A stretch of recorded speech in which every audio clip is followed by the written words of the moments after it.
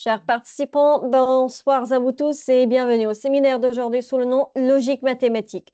Ce séminaire se tournera autour de la motivation, la logique, les assertions, pardon, les quantificateurs et les raisonnements. Tout cela avec Dr Jian Selati, membre du corps professoral de l'Université Mid-Ocean. Accordons maintenant la parole à Dr Jian. Dr Jian, la parole est à vous. Vous pouvez commencer votre séminaire. Merci, Dr Malek, pour cette belle introduction.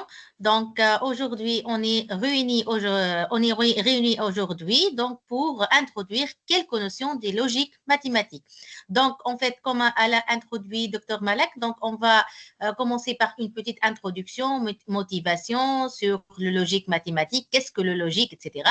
Donc, on va voir les logiques. Les assertions, qu'est-ce que les assertions? Donc, et si on a de temps, on va le voir, les quantificateurs et les raisonnements. Sinon, je vais vous donner une petite idée sur les quantificateurs et les raisonnements. Donc, en fait, je veux vous introduire un peu qu'est-ce que la logique mathématique. Donc, ici, la logique mathématique, en fait, c'est une branche fondamentale des mathématiques qui étudie les règles du raisonnement valides. Donc, si vous avez un raisonnement, comment on peut prouver cet raisonnement? Il y a une logique mathématique derrière ça. Donc, il fournit un langage précis et rigoureux permettant d'exprimer des propriétés, donc de formuler des arguments et de vérifier la validité donc d'une certaine assertion, etc. Donc, contrairement au langage courant, parfois dans le langage courant, vous trouvez une ambiguïté. Donc, la logique mathématique repose sur des structures formelles qui éliminent toute confusion. Il n'y a pas d'ambiguïté. OK? Donc, il sert ainsi de base à toutes les disciplines mathématiques et joue un rôle essentiel dans l'informatique, la théorie des ensembles, dans plusieurs domaines, dans même les raisonnements de votre, dans n'importe quelle chose, dans la résolution de n'importe quel problème. Il vous offre un raisonnement clair et net. Donc, en fait, ici, c'est pour cela, il est important d'avoir un langage rigoureux. La langage, en fait, ici française, qu'on utilise de quotidienne, est souvent ambigu. Donc, il y a une ambiguïté parfois dans le langage qu'on utilise déjà parfois. Donc, prenons par exemple la conjonction ou au restaurant, donc fromage ou dessert, signifie l'un ou l'autre, mais pas le deux. Par contre, si dans un jeu de cartes, on cherche les as ou les cœurs. Donc, si vous avez un jeu de cartes, on cherche les as ou les cœurs. Alors, il ne faut pas exclure l'as de cœur. Qu'est-ce qu'on va faire? Donc, ici, il y a une ambiguïté. Donc, il y a plusieurs exemples. Autre exemple qui répond à la question as-tu 10 € en poche? Est-ce que vous avez 10 € en poche? S'ils sont disponibles de 15 €, quelle est la réponse ici? OK? Donc, la réponse, elle n'est pas claire. C'est pour cela qu'on dit que le langage français, donc souvent, on trouve des ambiguïtés. Pourtant, le raisonnement mathématique, le logique mathématique, il n'y a pas d'ambiguïté. Donc, il y a des assertions claires. OK? Donc, il y a des notions ici difficiles à expliquer avec des mots. Par exemple, la continuité d'une fonction est souvent expliquée par on trace le graphe sans lever la main ou sans lever le crayon. Il est clair que c'est une définition peu satisfaisante. Pourquoi? Donc, parce que il n'y a pas de logique ici. Quelle est la définition dans le logique mathématique ici? Donc, voilà la définition de la continuité d'une fonction f dans l'intervalle i à valeur dans R en un point x0 i appartenant à i. Donc, pour tout epsilon strictement positif, il existe un sigma positif. Pour tout x appartenant à i, la valeur absolue de x moins x0 inférieure à sigma, alors la valeur absolue de L, l'image, c'est-à-dire de f de x moins f de x0 inférieure à epsilon. Ceci, derrière cette écriture, ceci le logique mathématique, on peut comprendre qu'on peut tracer le graphe sans lever la main ou sans lever le crayon. Mais ici, on trouve le logique mathématique. En fait, c'est le but de cette lecture de rendre cette ligne plus claire. Ce n'est pas spécifiquement cette ligne, mais n'importe quel raisonnement plus clair. En fait, c'est la logique. Donc, enfin, les mathématiques tenant de distinguer le vrai du faux. Par exemple, est-ce qu'une augmentation de 20% puis de 30% est plus intéressante qu'une augmentation de 50%? Pouvez penser oui ou non, mais pour en être sûr, il faut suivre une démarche logique qui mène à la conclusion. Donc, on va voir quelle est la démarche logique qui nous mène à la bonne réponse. Donc, cette démarche doit être convaincante, donc pour convaincre ici, pour vous, mais aussi pour les auteurs. Donc, il faut savoir comment je peux écrire un raisonnement qui convainc et soit convaincture, donc pour nous et pour les autres. Donc, on parle ici de raisonnement. Comment je peux raisonner n'importe quelle résolution. Donc, les mathématiques ici sont un langage pour s'exprimer rigoureusement, adapté aux phénomènes complexes, qui rend le calcul exact et véritable. Donc, les raisonnements est le moyen de validité ou d'affirmer une hypothèse et d'expliquer à autrui. Donc, on va commencer par qu'est-ce qu'on a dans le logique, le vocabulaire. On a les assertions. On a les assertions. Donc, qu'est-ce que les assertions? On va voir donc ici une assertion. En fait, c'est une phrase, soit vraie, soit fausse. Parle d'eux en même temps. OK? Parle d'eux en même temps.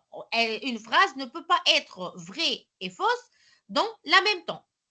Donc, ici, on parle d'une assertion. Donc, par exemple, il pleut. C'est une assertion. Il pleut maintenant, il pleut. C'est une assertion. Je suis plus grand que toi. C'est une assertion. OK? Donc, ici, c'est une assertion. Donc, 2 plus 2 égale 4. C'est une assertion. C'est vrai ici. 2 plus 2 égale 4. C'est vrai. 2 fois 3 égale 7. C'est une assertion. Vrai ou faux, c'est une assertion.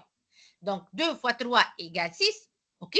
Mais ici, 2 fois 3 égale 7, c'est une assertion fausse. Mais elle est appelée une assertion. Donc, pour tout x, par exemple, appartenant à R, on a x au carré positif. C'est une assertion vraie. Pour tout x, pour tout z appartenant à C, on a module de z égale à 1. C'est une aussi assertion. Donc, ceci est la définition d'une assertion. Donc, on dit en fait une assertion ou bien une proposition. Donc, une proposition est soit vraie, soit fausse. Il ne peut pas être à la fois vrai et fausse à la fois. Parmi les propositions qu'on va le voir, par exemple, dans cet exemple-là, il y a qu'ils sont vraies et il y a qu'ils sont fausses. Donc, ici, on distingue deux types de propositions vraies. Il y a les axiomes. En mathématiques, vous trouvez les axiomes et vous trouvez les théorèmes. Les axiomes et les théorèmes sont des assertions ou bien sont des propositions vraies. Donc, un axiome, qu'est-ce qu'un axiome? Un axiome, c'est une proposition dont on décide a priori qu'elle est vraie. A priori, on décide qu'elle est vraie. Il ne se démontre pas donc un théorème pour le prouver. OK? Par exemple, 2 plus 2 égale 4. C'est un axiome. OK? Donc, pourtant, un théorème, c'est une proposition dont on démontre qu'elle est vraie. C'est donc un théorème. Et il n'est pas clair directement qu'il est vrai, mais on est demandé de le démontrer qu'il est clair. Donc, ceci est la différence entre axiome et théorème. Mais les deux, axiome et théorème, ce sont des assertions ou des propositions vraies. Je peux vous donner d'autres exemples. Par exemple, 9, plus grand que 8. C'est une proposition vraie. Il existe un réel x tel que x au carré est négatif. Donc, c'est une proposition, bien sûr, fausse. Donc, pas deux points donnés, par deux points donnés, on peut faire passer une droite et une seule. Donc, c'est un axiome de la géométrie euclidienne ici. Donc, c'est vrai. Axiome, c'est un axiome, donc c'est vrai. Donc, toute fonction dérivable et contenue, c'est un théorème ici, parce qu'il n'est pas clair directement. Donc, ici, c'est un théorème qui sera démontré dans le cours d'analyse. Donc, c'est un théorème vrai. Si elle est dérivable, elle est contenue. On sait que vrai, mais il faut le démontrer. C'est un théorème. Pourtant, ici, c'est un axiome. Donc, ceci, la différence. Donc, maintenant, dans la suite, les lettres majuscules P, Q, R désignent des propositions. Donc, on va noter une proposition P, deux points, la proposition Q et R. Un début de mathématiques est bien sûr de prouver les théorèmes intéressants. Donc, cela suppose notamment de savoir former de nouvelles propositions et de savoir déterminer si ces nouvelles propositions sont vraies ou fausses. Pour cela, on dispose des propositions déjà formées au début uniquement les actions et des expressions comme, non et ou. Donc, on va voir maintenant les E, ou et la négation qui implique aussi équivalent à une chose que l'on appelle des connecteurs. Donc, on va tout de suite définir ces connecteurs. quand je peux utiliser le non et qu'est-ce que le non? Ou implique équivalent. Et il y a un tableau de vérité ici pour savoir est-ce que proposition vraie ou faux. On va le voir. Donc, de règles de construction de propositions qui nous disent comment former de nouvelles propositions à l'aide de ces expressions et des propositions déjà formées. OK? Donc, des règles en fait de logique, il y a de logique derrière ça qui nous permettent de déterminer si ces nouvelles propositions sont vraies ou fausses. OK? Donc, on va voir ces règles-là ensemble. Donc, on va commencer par la négation d'une proposition.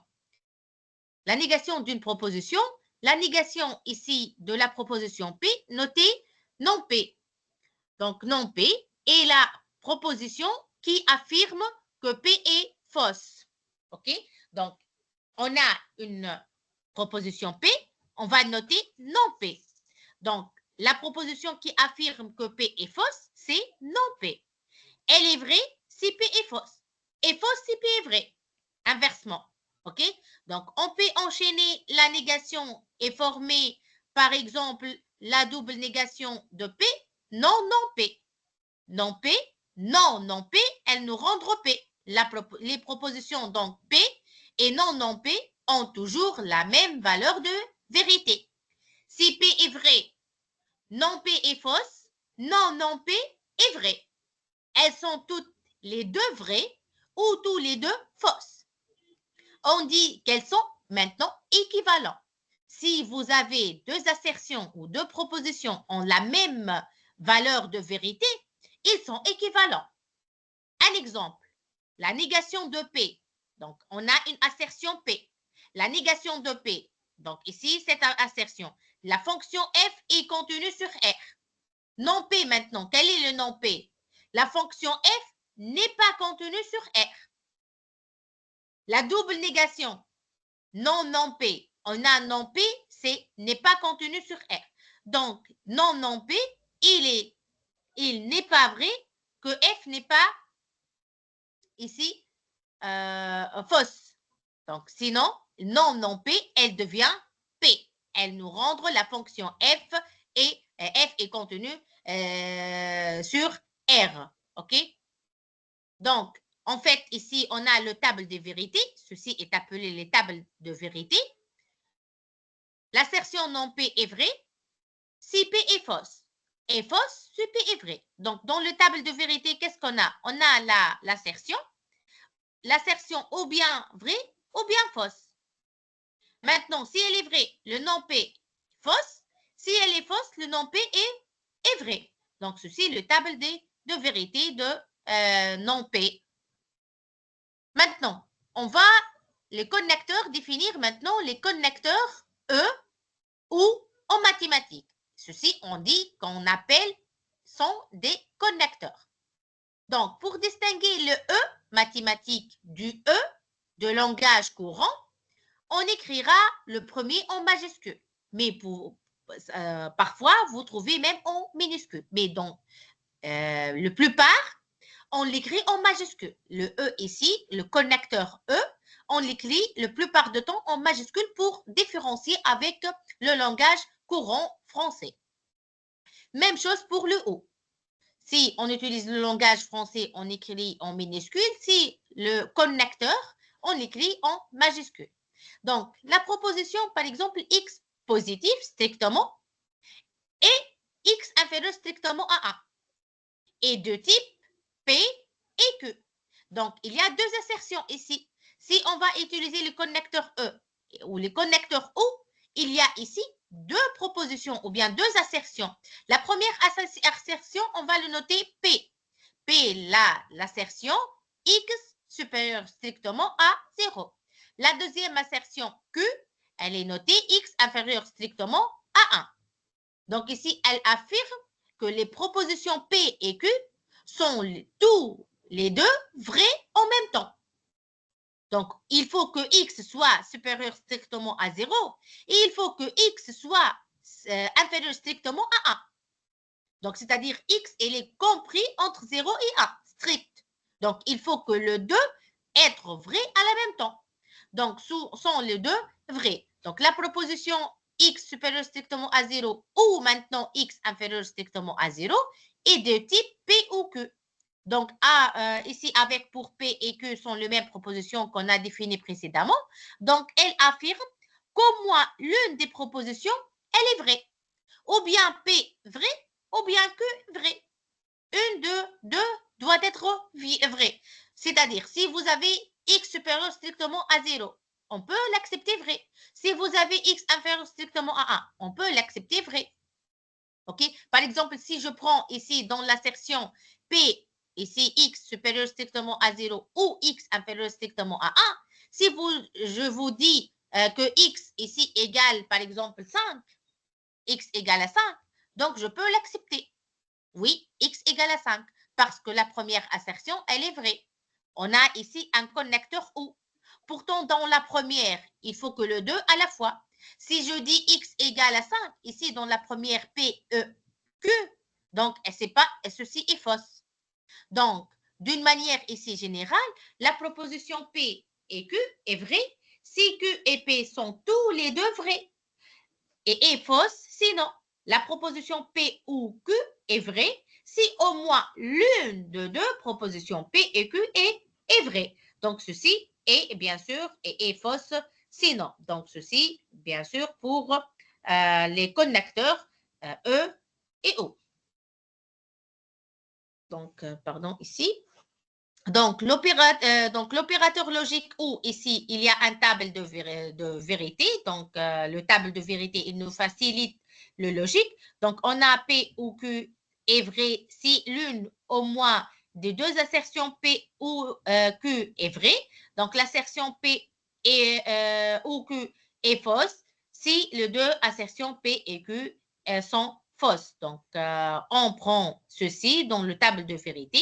Ici, P et Q. Le P et Q, ou bien, par exemple, le Q ici, ou bien vrai, ou bien fausse.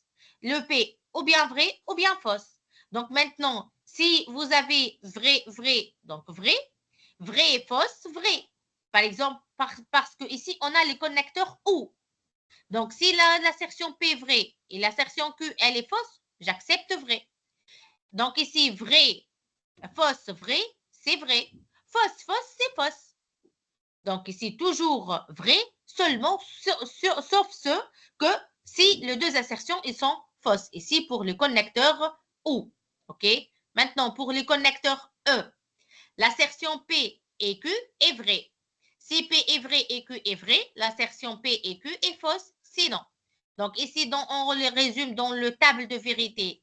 Donc, ici, de même, Q ou bien vrai ou bien fausse, le P ou bien vrai ou bien fausse. Donc, si vous avez vrai, vrai, donc c'est vrai. Si vous avez vrai, fausse, c'est fausse. Si fausse, vrai, c'est fausse. Si fausse, fausse, c'est fausse. Ici, le table de vérité pour les connecteurs ou l'opérateur logique E. Donc, comme remarque, pour définir les opérateurs E ou, on fait appel à une phrase en français utilisons le mot ou E. Donc, c'est le même langage.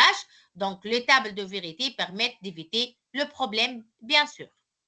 Donc, on peut prendre ceci comme exercice. Par exemple, les propositions suivantes sont-elles vraies ou fausses?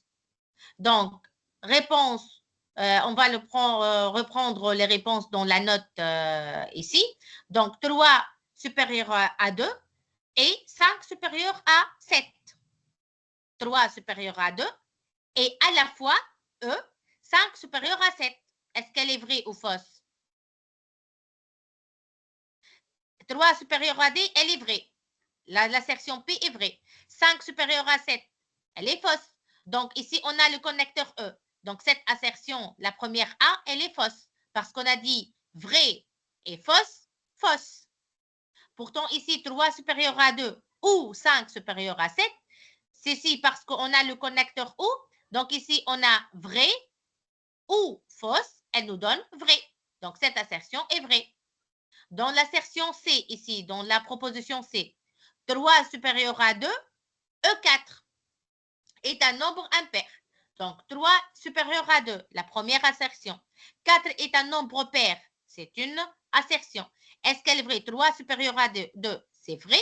4 est un nombre pair, c'est vrai. Donc, le connecteur E, vrai, vrai, nous donne vrai.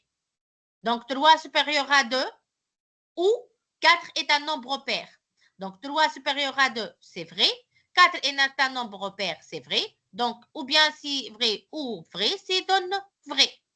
Donc, 5 supérieur à 10, ici c'est fausse. Et 2 supérieur à 3, fausse, fausse, fausse. Dans le connecteur E, nous donne fausse. Donc, ici 5 supérieur à 10 ou 2 supérieur à 3. Donc, 5 déjà supérieur à 10, c'est fausse. 2 supérieur à 3, c'est fausse. Fausse, fausse. Ou, donc, c'est fausse. Donc, ici, les assertions, avec le table de vérité, il nous facilite. Est-ce que je peux déterminer l'assertion, est-ce qu'elle est vraie ou bien est-ce qu'elle est fausse? Maintenant, si j'ajoute le nom P, donc on peut résumer les définitions de termes non, ou dans un table de vérité suivant.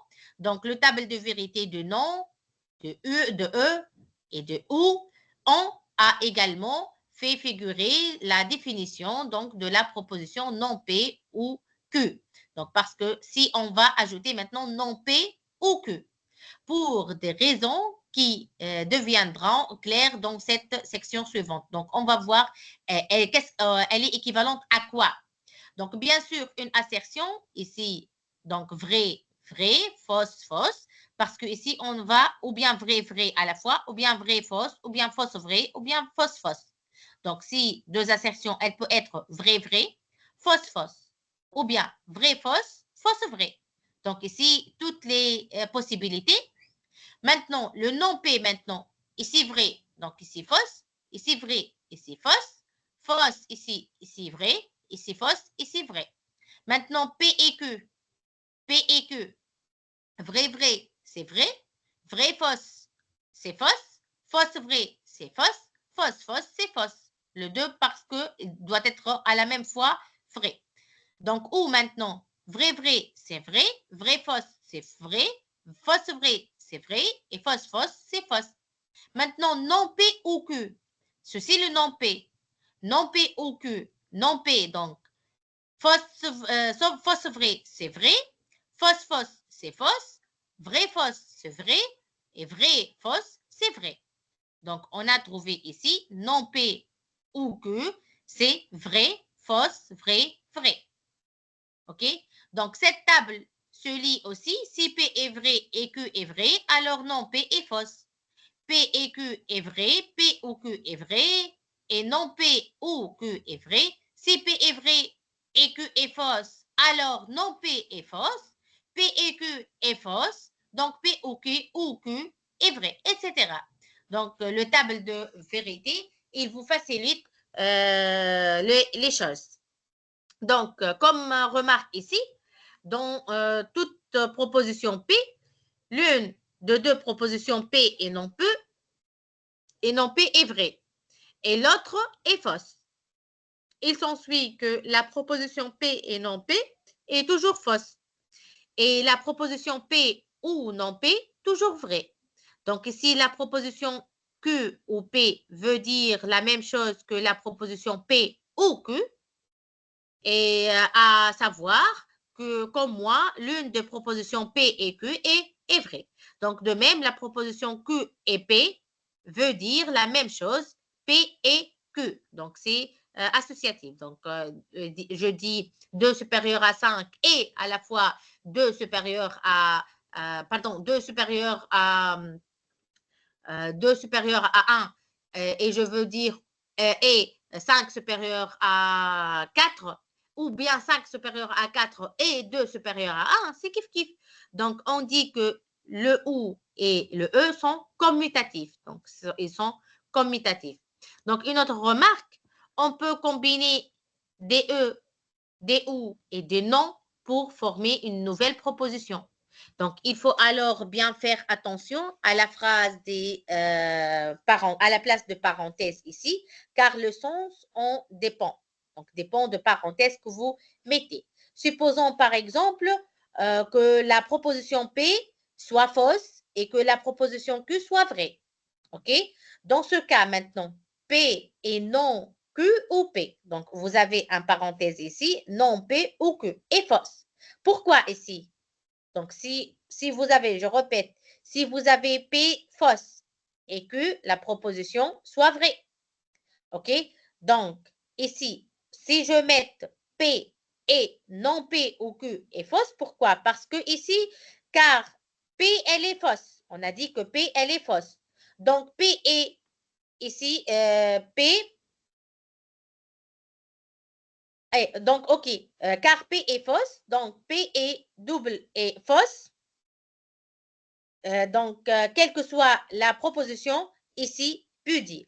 Donc, en revanche, P est non P ou Q est vrai. Pourquoi? Car Q est vrai, donc machin ou Q est vrai, quelle que soit la proposition machin. Donc, vous pouvez même l'écrire, donc P est non P ou Q, donc le parenthèse tout d'abord, non P. Donc, si P, elle est fausse, donc non P, elle est vraie, vrai ou Q, le Q, elle est vraie, vrai ou vrai nous donne vrai. Donc, P, fausse et vrai, vous donne fausse. Donc, c'est pour cela ici est fausse. Donc, de même pour l'autre. OK? Donc, il faut faire attention dans les parenthèses. Donc, dans certains cas très particuliers, la place de parenthèse n'est pas importante. Ainsi, comme ceci, P et Q et R. Tout E ici, P et Q, E, Q, E, R. Donc, entre parenthèses, Q, E, R. Donc, veut dire la même chose que P, E, Q, E, R, parce que le même connecteur ici, le même connecteur, elle n'influe pas. Ou de même, le connecteur, c'est E. Donc, à savoir que les trois propositions P, Q, R sont vraies. Donc, on peut donc écrire simplement P et Q et R. Donc, sans même parenthèse, sans que ce soit ambigu. De même, P ou Q ou R veut dire la même chose, P ou Q ou R. Donc, on peut associer, faire l'associativité de parenthèses. Donc, au moins l'une des propositions P, Q, R, elle est vraie. Donc, on peut donc écrire simplement P ou Q ou R. Donc, on dit que le E et le OU, ces connecteurs, sont associatifs. Comme on a dit, ils sont commutatifs, ils sont aussi associatifs. On va passer maintenant à l'implication. Donc, dans les mathématiques ici, qu'est-ce que l'implication? Donc, les mathématiques aiment, ou les mathématiciens plutôt, aiment bien définir les notions qu'ils utilisent à partir de plus petits nombres de définitions de base possibles. Donc, dans le mathématique, on ne veut pas beaucoup de phrases. On veut que symboliser toute chose. Donc, le moins possible. Donc, les mathématiciens aiment bien définir les notions qu'ils utilisent à partir de plus petits nombres de définitions de base possibles. Donc, aussi, ont-ils cherché à définir la notion d'implication à partir des expressions non, ou, pour voir comment cela est possible. Donc, analysons un exemple. Donc, soit X et Y des réels. La proposition si X négatif inférieur strictement à 0 et Y inférieur strictement, alors Y inférieur strictement à 0. On va prendre cette assertion. Si X inférieur strictement à 0, alors Y inférieur strictement à 0 veut dire qu'on est dans l'un de trois cas suivants. Il y a trois cas ici. Ou bien X inférieur strictement à 0, Y inférieur strictement à 0. X supérieur ou égal à 0, Y inférieur strictement à 0. Parce que ici, c'est si. Ou X supérieur ou égal à 0, Y supérieur ou égal à 0. Mais pas dans le cas X inférieur strictement à 0, Y supérieur ou égal à 0. Il n'y a pas ce cas-là. Donc, on n'a pas ce cas-là, X inférieur strictement à 0, Y supérieur ou égal à 0. Donc, d'une manière générale, si P alors Q veut dire qu'on est dans l'un de trois cas suivants. P vrai, Q vrai, P fausse, Q vrai, ou P fausse, Q fausse. vous avez 3 choses dans une implication. Donc, dans une implication, vous trouvez 3 cas. P vrai, Q vrai, P fausse, Q vrai, P fausse, Q fausse. OK? Vous avez seulement ces 3 cas, mais pas dans le cas, vous n'avez pas ce cas P vrai, Q fausse. On n'a pas le cas P vrai, Q fausse. Donc, si P vrai, Q, elle est vraie. Il n'y a pas un autre choix. Si P est vrai, alors automatiquement Q vrai. Il n'y a pas un choix si P est vrai, alors Q est fausse. Non. Si P est vrai, si l'hypothèse est vraie, alors Q est vrai. Pourtant, si P est fausse, Q peut être vrai. Ou bien, si P est fausse, Q peut être fausse. OK? Donc, dans l'implication, vous avez 3 cas. Et ceci vous facilite après le raisonnement. Ce qu'on peut exprimer par la proposition P et non Q est fausse. Donc, considérons maintenant la proposition non P ou Q. Donc, d'appeler la table de section précédente, cette proposition est vraie dans le 3 cas suivants. Donc, qu'est-ce qu'on a? Non P ou Q. Donc, P vrai, Q vrai. Ici, si P non P, donc si P non P, c'est-à-dire P vrai, donc Q vrai. P fausse, non P, donc P fausse, donc Q vrai, bien sûr, parce que ou Q vrai, P fausse, donc Q fausse, donc, et elle est fausse dans le dernier cas possible, donc P vrai, Q fausse.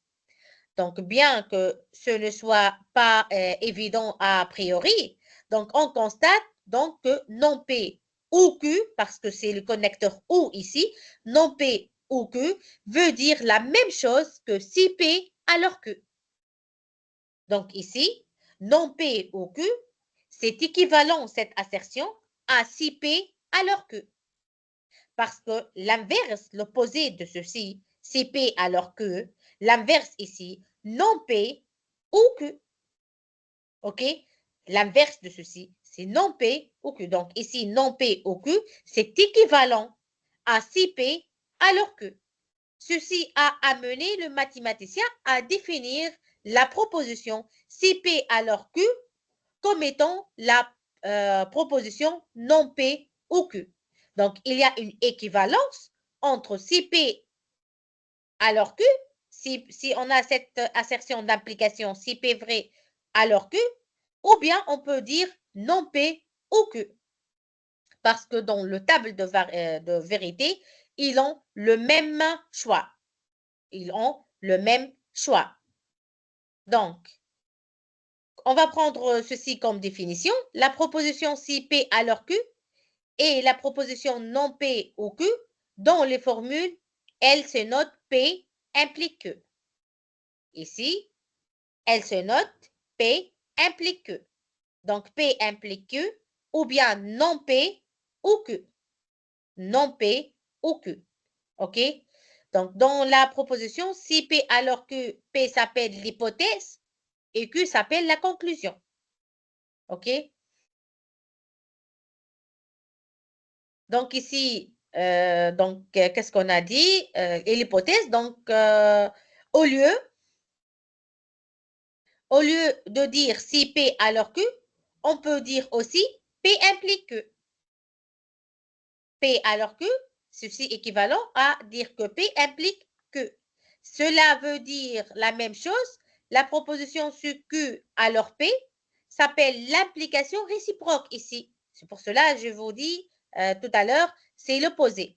Donc, si Q alors P, donc sur Q alors P, ceci, c'est l'implication réciproque de si P alors Q. Donc, le réciproque de P alors Q, c'est Q si Q alors P. Si Q alors P. Enfin, donc l'implication si non Q alors non P s'appelle l'implication contraposée.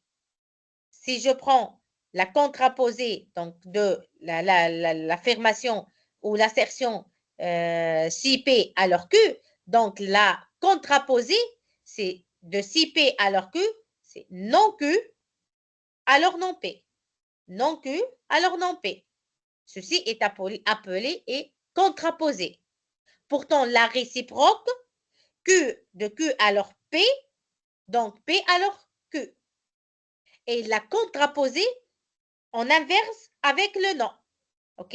Donc, une matière ici de retenir la définition de l'implication est la suivante. En mathématiques, donc quand on dit qu'une hypothèse implique une conclusion, on veut dire que l'hypothèse est fausse ou que la conclusion est vraie. Donc, ou bien l'hypothèse est fausse, ou bien que la conclusion, elle est vraie. Donc, on va définir maintenant la proposition équivalente. On a défini l'implication. P implique Q et l'opposé, donc P implique, Q implique P et la contraposée non P implique, non Q implique non P. Maintenant, on va définir l'équivalence.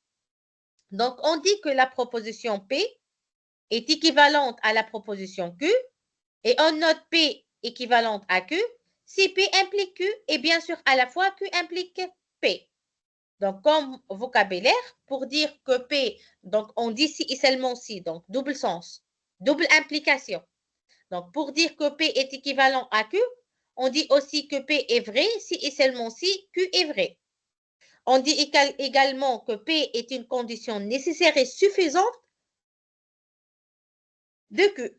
Pourtant, dans l'implication, P implique Q. Donc, P, ici, la condition P, c'est une condition nécessaire et pas suffisante. Dans l'équivalence, le P, c'est une condition nécessaire et suffisante de Q.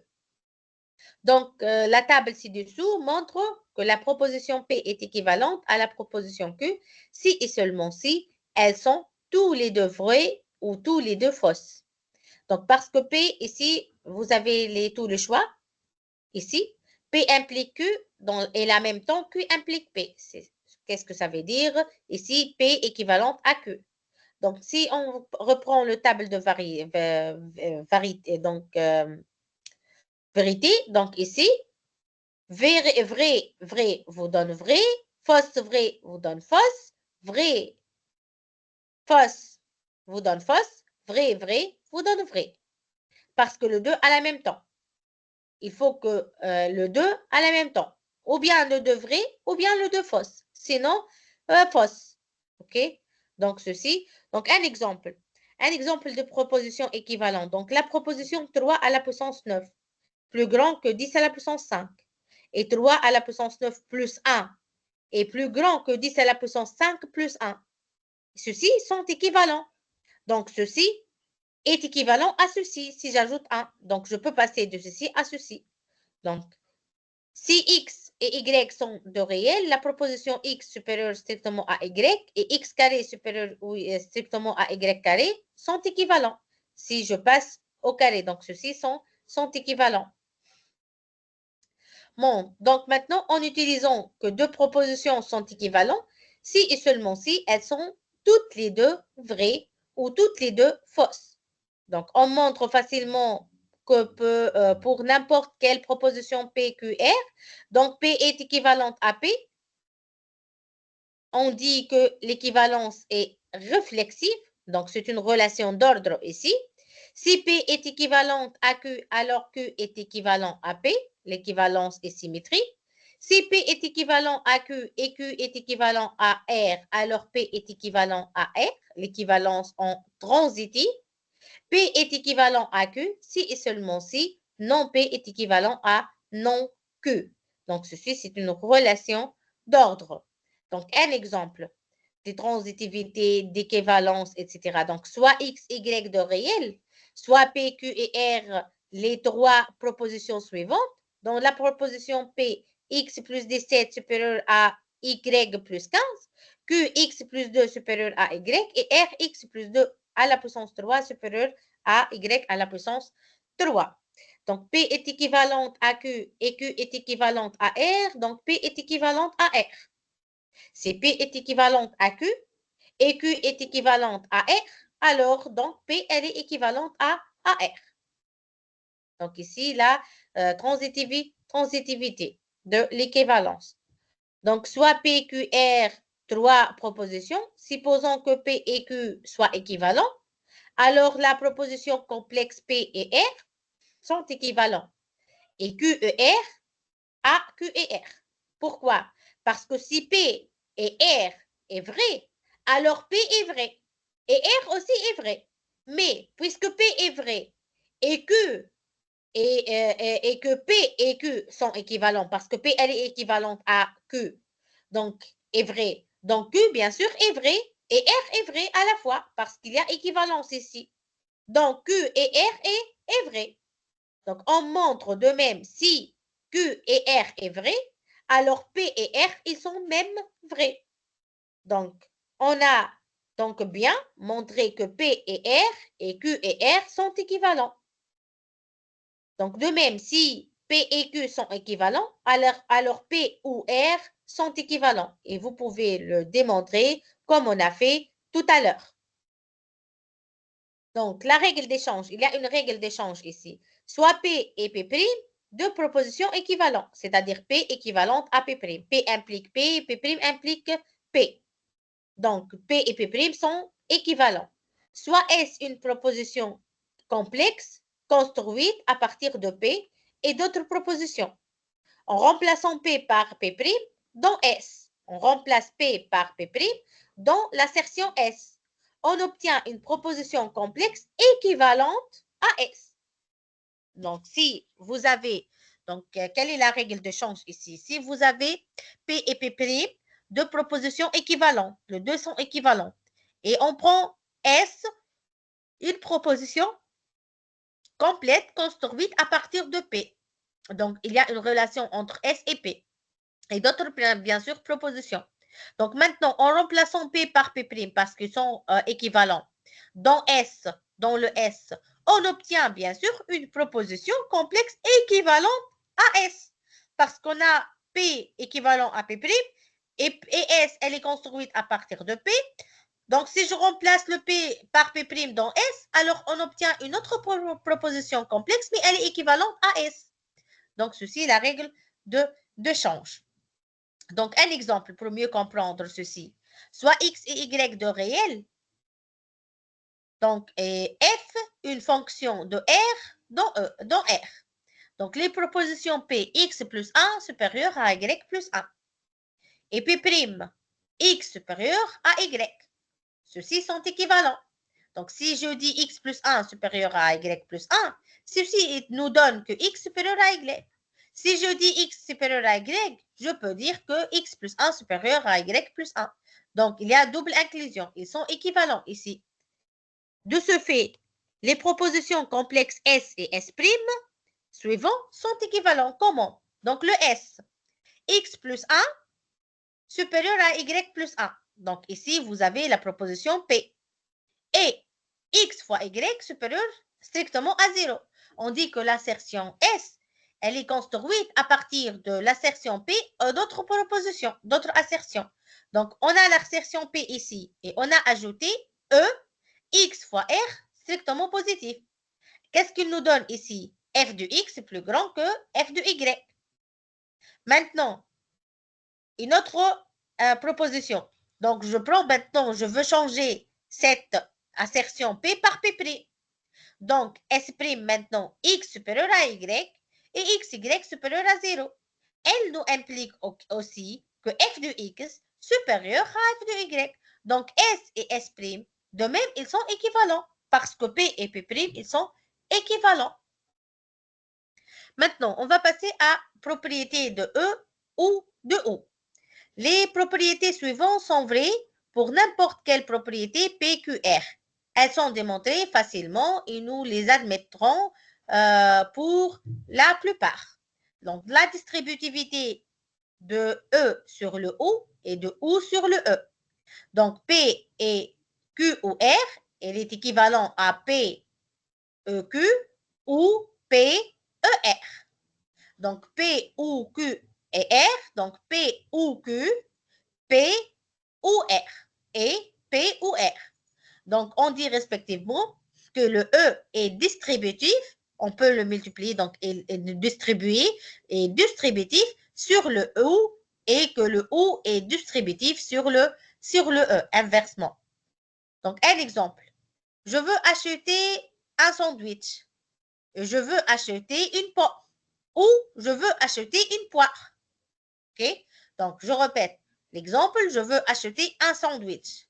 Et à la fois, je veux acheter une pomme ou bien je veux acheter une poire.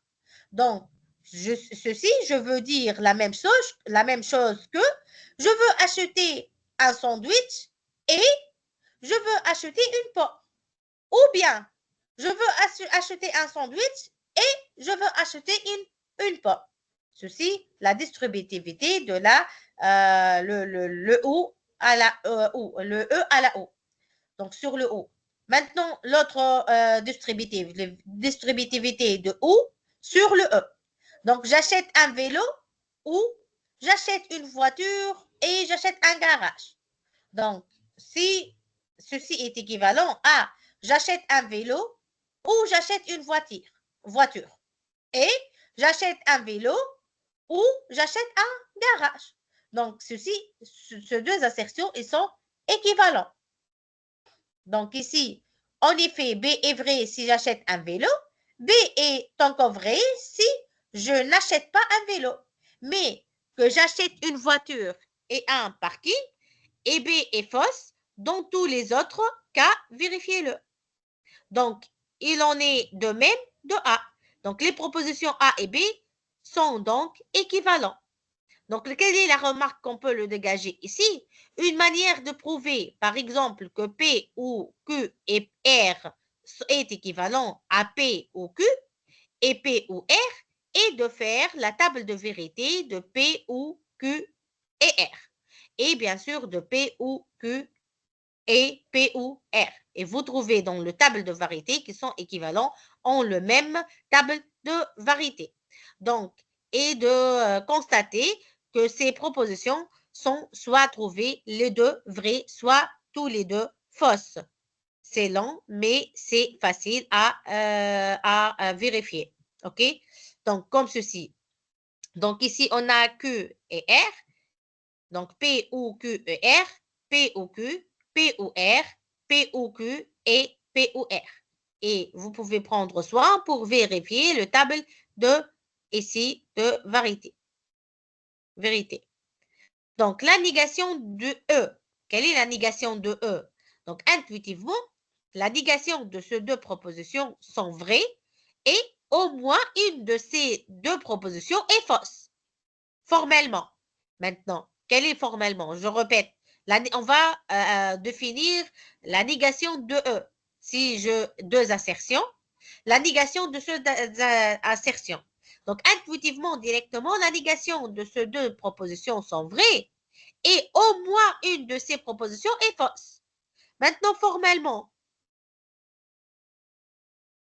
Donc, la négation, il y a un théorème dans la négation de P et Q. Et non P ou non Q. Donc, la négation, c'est non P, ici à la place de E, ou non Q. Donc, comme exemple, la négation de l'homme s'appelle Jean et la femme s'appelle Sandrine. OK?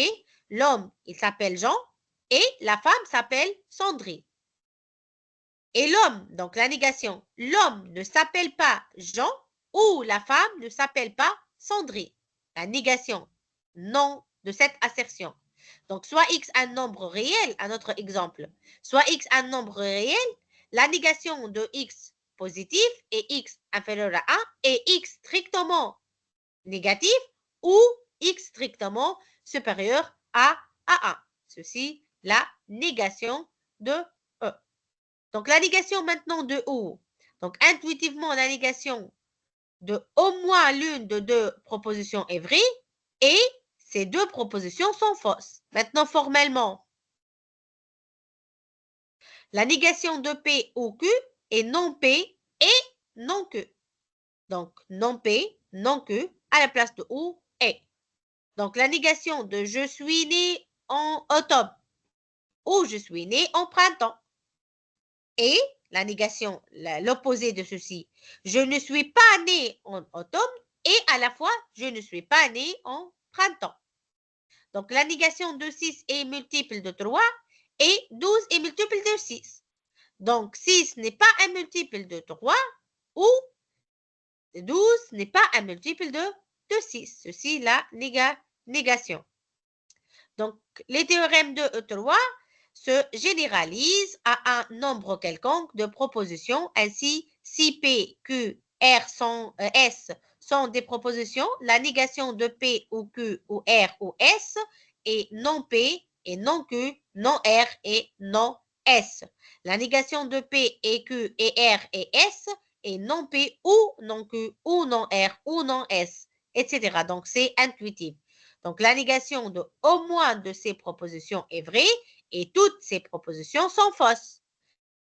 De même, la négation de toutes ces propositions, c'est vrai et au moins une des propositions est fausse.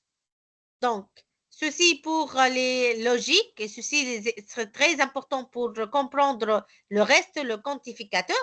Donc, il y a aussi les quantificateurs et il y a les raisonnements. Donc, je vous donne une petite idée sur les quantificateurs. Donc, les quantificateurs, il y a le pour toutes. Donc, pour toutes, une assertion P peut dépendre d'un paramètre X. Par exemple, x au carré est supérieur ou égal à 1. L'assertion P de x est vraie ou fausse selon la valeur de x.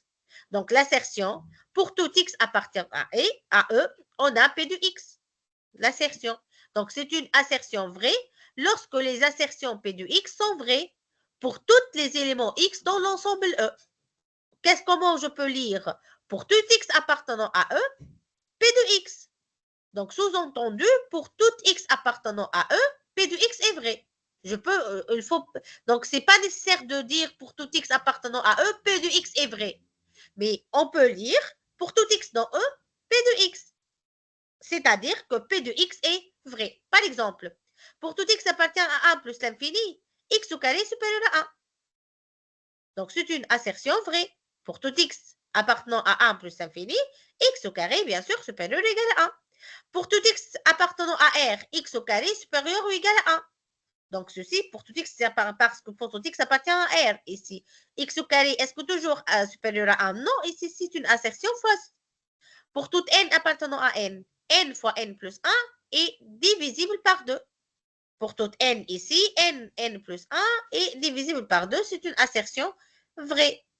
Donc, ceci, la quantificateur pour toutes. Il y a une autre quantificateur, c'est il existe.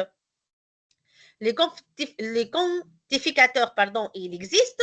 Donc, l'assertion, ici, il existe, donc, il existe x appartenant à E tel que P de x. Donc, c'est une assertion vraie lorsque l'on peut trouver au moins un x dans E, pour lequel P de x est vrai. Ce n'est pas pour tout x. Donc, ici, c'est très différent à le quantificateur pour tout. Donc, on lit il existe x appartenant à E tel que P de x. C'est-à-dire quoi? Tel que P de x soit vrai. Par exemple, il existe x dans R, x fois x moins 1, négatif, est vrai. Par exemple, je peux trouver un x égale à 1 demi. Vérifie bien la propriété. Donc, la propriété vraie. Donc, j'ai trouvé x. Il existe n dans n, tel que n au carré moins n supérieur à n. Donc, c'est vrai. Donc, il y a plein de choix. Donc, par exemple, n égale à 3 convient, mais aussi n égale à 10. Ou même n égale à 100, etc. Donc, il existe x appartenant à R, tel que x au carré égale à moins 1. Donc, cette assertion est fausse parce qu'il n'existe pas aucun réel pour que x au carré égale à moins 1. Donc, la négation de quantificateur, la négation de pour tout x dans E, P de x, c'est il existe x dans E, non P de x. Donc, il y a une négation de quantificateur. La négation de quantificateur, donc, pour tout x dans E, P de x tel que P de x, c'est-à-dire on dit que pour tout x appartenant à E, P de x est vrai, c'est la négation de ceci, non P ici, affirme que pour tout x devient et existe, x dans E, tel que P de x est non vrai, c'est-à-dire tel que non P de X. Donc, ceci pour les quantificateurs. Donc, je vous donne une petite idée sur les raisonnements en logique. Donc, avant de terminer cette partie, juste je vous donne une idée sur les raisonnements en logique. Donc, les raisonnements, c'est l'art de enchaîner des propositions qu'on a bien définies maintenant pour arriver à une conclusion concrète. Donc, en logique, en fait, mathématique, on utilise des règles strictes pour garantir que la conclusion est valide si le prémices, hypothèses sont vraies. Donc, un raisonnement se compose de prémices, les propositions de départ, c'est-à-dire les hypothèses, règles logiques permettant de déduire et la conclusion. Donc, il y a trois choses dans un raisonnement. Il y a l'hypothèse, le règle de logique, il y a la conclusion. Donc, il y a deux types principaux de raisonnement. Il y a le premier type, les raisonnements déductifs, appelés raisonnement déductif. Donc, qu'est-ce que le raisonnement déductif? C'est le plus important en mathématiques. Donc, on part de propositions vraies et on arrive à une conclusion qui doit être vraie. Déduction, c'est une déduction. En déduire. Dans l'exercice, vous dites déduire, par exemple. Donc, ici, c'est dans le raisonnement logique, c'est une déductif. Donc, raisonnement déductif. Donc, vous avez, je vous donne, par exemple, je cherche un exemple. Donc, OK, tous les hommes sont mortels. L'hypothèse, tous les hommes sont mortels. L'hypothèse de, donc, Socrate est un homme. Donc, la conclusion, Socrate est mortel. Donc, c'est une déduction. Dans le raisonnement de déduction, c'est une déduction. La conclusion, Socrate est mortel. OK? Raisonnement par, il y a un autre raisonnement, le raisonnement par contraposé. Le raisonnement par contraposé, donc pour prouver que si P alors Q, donc on peut prouver P alors Q. P implique Q. Donc, on prouve la phrase équivalente. Si non Q, alors non P. Donc, pour prouver P implique Q, on peut prouver non Q implique non P. Ceci est le raisonnement par contraposé. Donc, je peux chercher un exemple. Donc, si un nombre, par exemple, si un nombre est divisible par 6, alors il est divisible par 3. La contraposée, si un nombre n'est pas divisible par 3, alors il n'est pas divisible par 6. Donc, c'est plus facile à démontrer que on veut démontrer si un nombre est divisible par 6, alors il est divisible par 3. Donc, il est plus facile de montrer s'il n'est pas divisible par 3, alors il n'est pas divisible par 6. C'est plus facile par les raisonnements de contraposé. Il y a un autre raisonnement, le raisonnement par l'absurde ou la contradiction et les raisonnements par disjonction de cas, si vous avez le cas. Et il y a un cinquième raisonnement, le raisonnement inductif. Le raisonnement inductif. Ceci une idée sur les raisonnements. Donc, pour ce séminaire de logique mathématique, on a terminé. Donc, est-ce qu'il y a des questions concernant maintenant cette partie? J'espère qu'elle est intéressante. Donc, que vous comprenez qu'est-ce que le logique, qu'est-ce que le connecteur, donc les quantificateurs, les raisonnements, les types de raisonnements, etc. Donc, la négation, le table de vérité. Donc, est-ce qu'il y a des questions ici?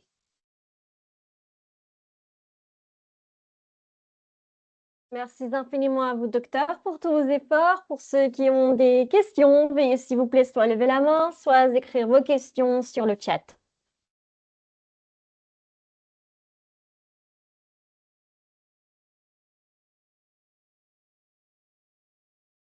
Euh, je répète, pour ceux qui ont des questions, veuillez s'il vous plaît soit lever la main, soit écrire vos questions sur le chat. Docteur Jihen Ousselati est à votre disposition.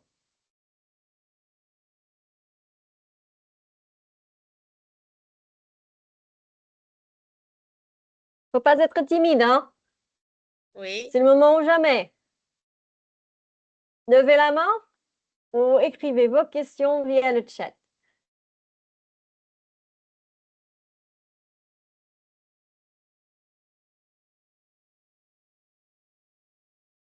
Pas de questions, tout le monde? Ah là là, tout le monde a très très bien compris. Voilà, Donc, Ozaïfi a une question. Ozaïfi, la parole est à vous. Vous avez accès au micro.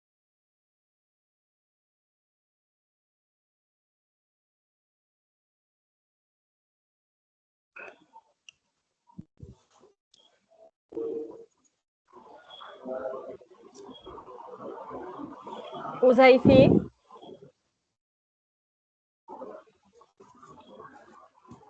vous nous recevez, Ozaïfi? Oui, salam alaikum. wa alaykum salam. Comme cela. Au début, on avait parlé des propositions, des axiomes et des assertions. Oui. Mais je pense aussi qu'il y a des propositions, où il y a comment dirais-je? Il y a des propriétés mathématiques. Propriété. C'est ça? Vous m'attendez? Des propriétés? Vous avez dit des propriétés? Oui, oui, il y a des propositions mathématiques ou bien des propriétés appelées par exemple les problèmes des millénaires. Le problème de? Les problèmes des millénaires. Pardon, le problème de quoi? De? Le problème de millénaires. Uh-huh.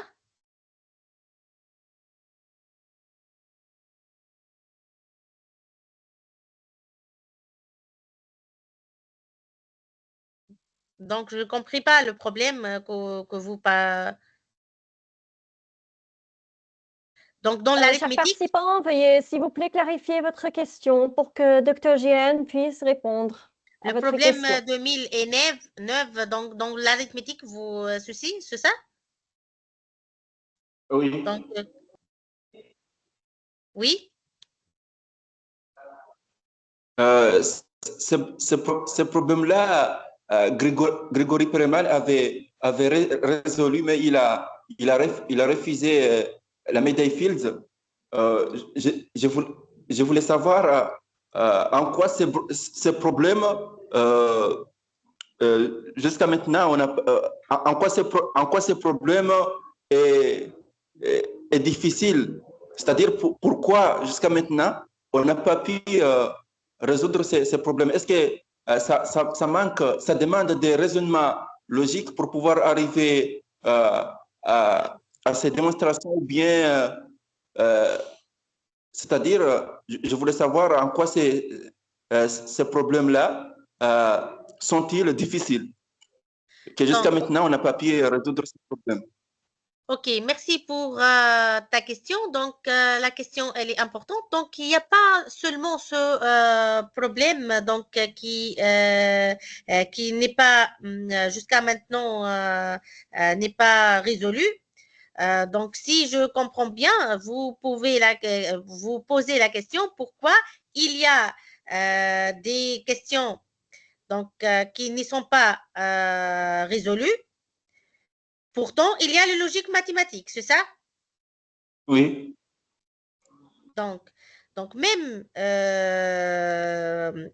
pourquoi il n'y a pas des questions, pourquoi il y a des questions qui ne sont pas résolues? Pourtant, donc, il y a le raisonnement, donc, il y a le logique mathématique. Donc, c'est tout à fait normal. Donc, parce qu'il mérite de raisonnement, donc, il mérite de raisonnement clair et net.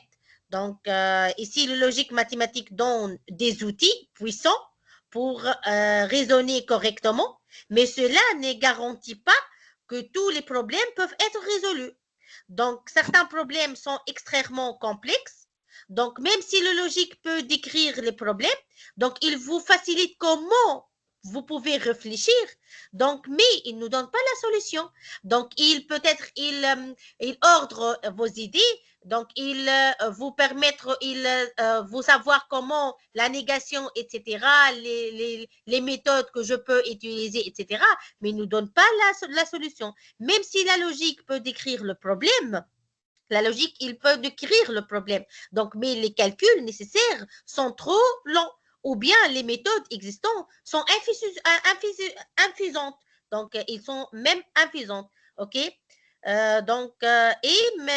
certains déjà problèmes sont trop grands, infinis. Donc, ils sont trop grands.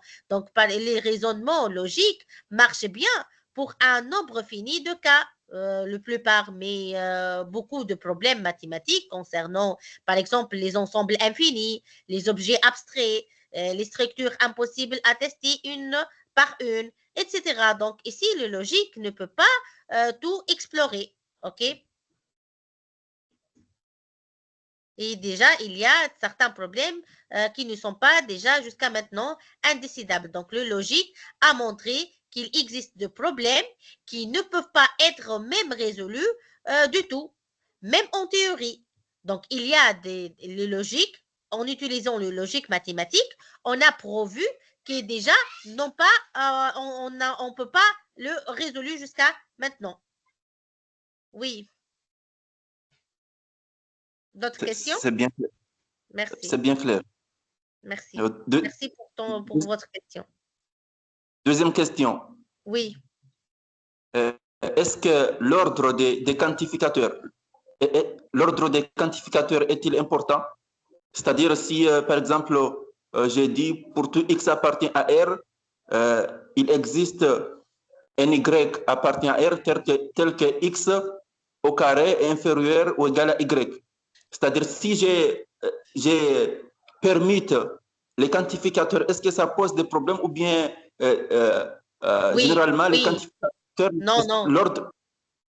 L'ordre, j'ai compris la question. Donc, c'est une très, très bonne question. Donc, oui, l'ordre des quantificateurs est très important en logique mathématique. Donc, si vous changez l'ordre, peut totalement changer le sens, carrément. Il peut vous changer le sens carrément. Donc, parfois, même rendre la phrase donc complètement fausse. Donc, quand les quantificateurs donc, sont différents pour toutes et existent, dans ce cas, l'ordre change l'essence et souvent change la vérité aussi. Par exemple, pour tout x, il existe y, donc x inférieur strictement à y. Cette phrase dit donc pour tout x, il existe y, x inférieur strictement à y. Donc, il existe un y plus grand que x. Pour tout x, il existe un y plus grand que x. Donc, elle est vraie dans R. Mais si j'inverse, il existe y pour tout x, x inférieur à y. Donc, cette phrase, il dit, il existe un seul y qui est plus grand que tous les x. Et c'est totalement différent. Vous avez compris? Donc, c'est totalement. Donc, Oui. l'ordre est très important.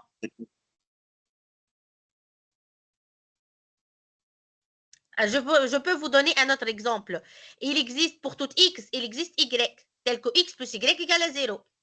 Et pour tout x, il existe y, tel que x plus y égale à 0. C'est-à-dire pour tout x, il existe y qui l'annule.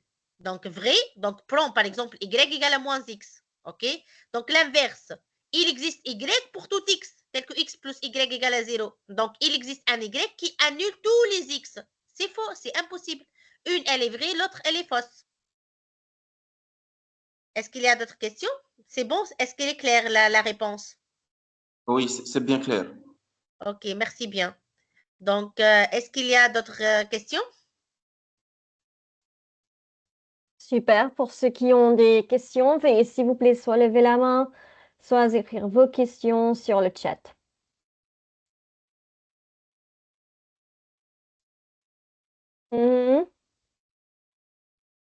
Pas de questions, tout le monde? Tout est clair? OK. je pense que tout le monde a posé ses questions. Ah, voilà, Oumadi Aboubakar. Oumadi, la parole est à vous. Vous avez accès au micro.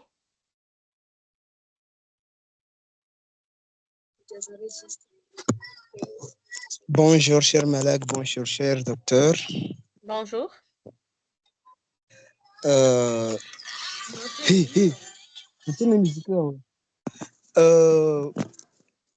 Je n'ai pas vraiment de questions, mais je voulais juste vous remercier de votre séminaire qui est important parce que déjà presque on a vu la logique mathématique, mais ça vient fixer des idées qu'on n'avait pas vraiment assimilées pendant les cours et je vous remercie pour ça.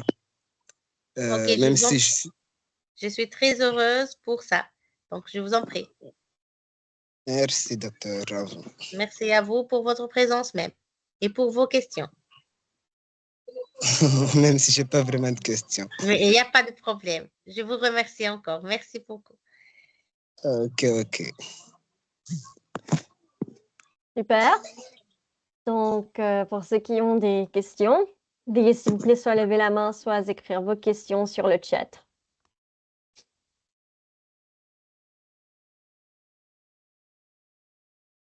Ok, je pense que tout le monde a très bien compris et que nous avons répondu à la plupart des questions. À la fin du séminaire d'aujourd'hui, docteur, voulez-vous ajouter quelque chose? Donc, non, docteur Malak, je vous remercie tous les étudiants donc, pour votre présence. Merci encore à vous, docteur Malak, pour votre même présence. Donc, je vous encourage toujours de connaître et de voir l'information, chercher l'information. Donc, le logique mathématique est très important pour fixer les idées, pour avoir comment je peux résoudre n'importe quel problème, etc. Donc, finalement, je vous remercie encore pour votre présence et vos questions. Merci.